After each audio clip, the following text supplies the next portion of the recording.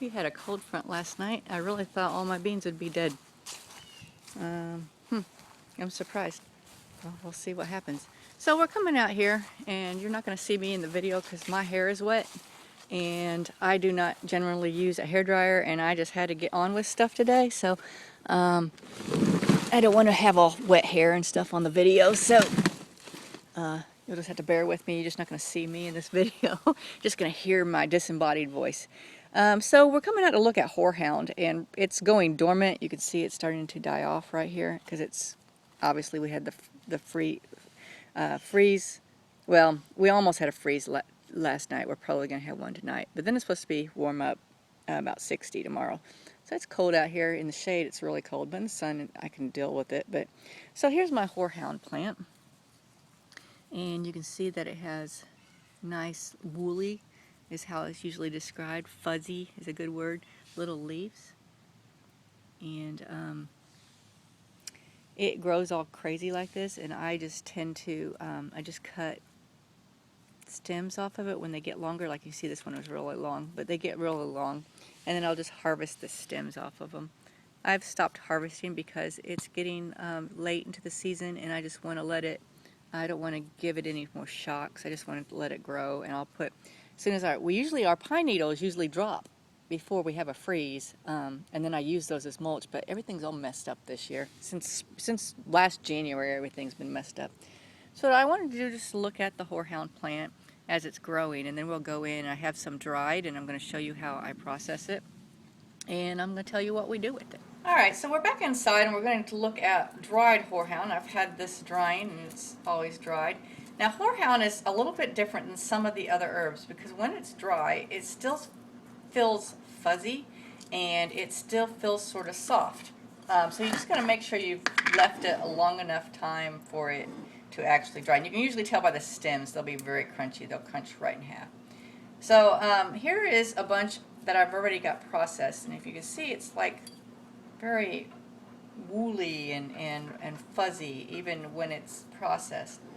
And to process it, what you're going to do is you're going to just kick it right off these sticky stems here.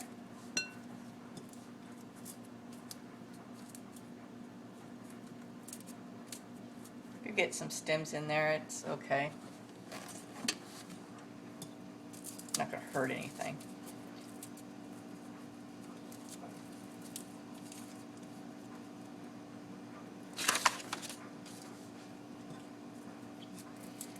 People use the flowers and the leaves. I primarily use the leaves just because I usually just have one plant. Now I'm going to pick out some of these leaves were a little bit more brown. I like to make sure that all of my herbs are nice and green, unless they're supposed to be brown. Don't like the brown ones in there. This is sort of from the last batch, close to the end of the year here, so not as pretty, and sometimes the leaves get a lot bigger. So that's it. It's a little thing. I'm just going to add it in here. And what I usually just do is just give it a few chops, just so it's not great big pieces.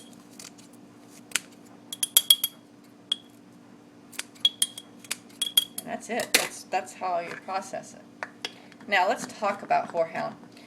Some people use Horehound as a mild laxative. I generally don't. What I use Horehound for are respiratory issues, colds, sore throats for the most part. It's an expectorant, so it's awesome to put in any kind of cold tea or respiratory tea, flu tea, anything where you want people to expel that phlegm and thin mucus. It's an anti-inflammatory, so it helps reduce the swelling in the respiratory system, in your throat and your ears and your nose and all through in there. Horehound is a member of the mint family, and like I said, we use its leaves and its flowers. So what do I use Horehound for? I make a Horehound tea. I include this in a lot of tea. In fact, I have an herbal cold tea that I'll link it to. That I've done before. The recipe is here on YouTube. But I also like to use it in cough drops. And I will type up my cough drop recipe and put it in the description box underneath. And the reason why I'm going to do that is because it's not exactly my recipe. I've tweaked it a little bit, but it's an old recipe that's been around for eons. No one really has come up with this on their own. And so I feel, like I should just put it out there for anyone to copy and use. So let's look at what happens. When you make the Horehound Cough Drops, you basically start out with a Horehound Tea, and it's 4 cups of dried Horehound to 4 cups of water. And we're not going to make the tea today because if you see, I already have, these are all frozen, and these are, I keep little batches of the cough drop, like taffy is what it is like, and I freeze them in these little things, and then when we need it, I just pull one of these out and I make new cough drops. So when you cook it up, and I'll just leave the recipe because I'm not gonna make it today, so I'm not gonna go into it. We're just talking about Horehound, the property of Horehound, and why it's a beneficial medicinal herb for you to grow in your garden at home. It's a very great asset to the homestead medicine cabinet. So it cooks up into this taffy, and you can either cut it with a knife, put it like in a shallow pan and cut it with a knife before it gets to the hard stage, and then break it up. Or you can do what I do. I take the taffy when it's pliable, and I form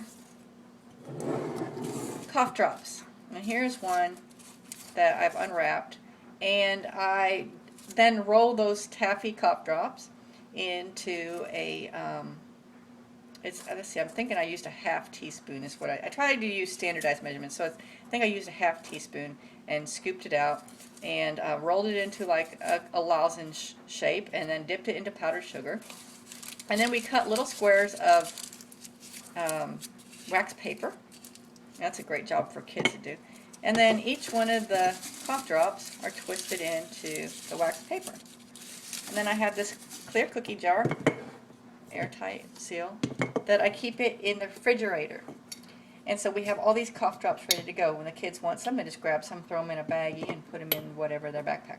The reason why I keep them in the refrigerator is because when these get warm, they tend to revert back to the taffy form. So when you put them in your mouth, they'll stay hard for a little bit as you suck on them, and then eventually they'll turn into more of a chewy candy. I would not recommend these for small children, anyone that can't handle like a chewy, I'm trying to think of something that I can compare it to, like taffy, something that would stick to your teeth that you might have to poke around in there with your finger to get it off of your teeth with. So if you play your cards right and you keep it in the center of your mouth, you can dissolve it and swallow it before it gets to that stage. But for that reason, I would not recommend that for small children.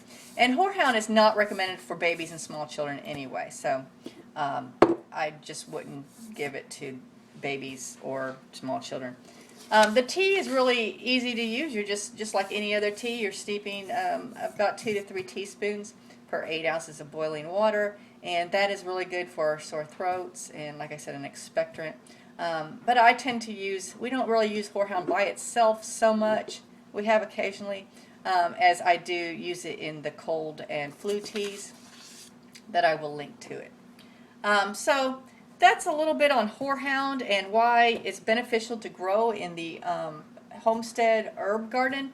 Every homestead should have a medicinal herb garden, even if it's small. Just like I said, I only grow 1 Horehound plant because that's all we need. Horehound isn't a major herb that we press into service, but it is an ingredient in a lot of other recipes that I do use for medicinal purposes, so that 1 plant is sufficient to supply us with enough Horehound for our family of 6 as medicinal uses. So that is a little bit on Horehound, and it's been Angie from Canterbury Trails Farm. Thank you for joining us. Bye.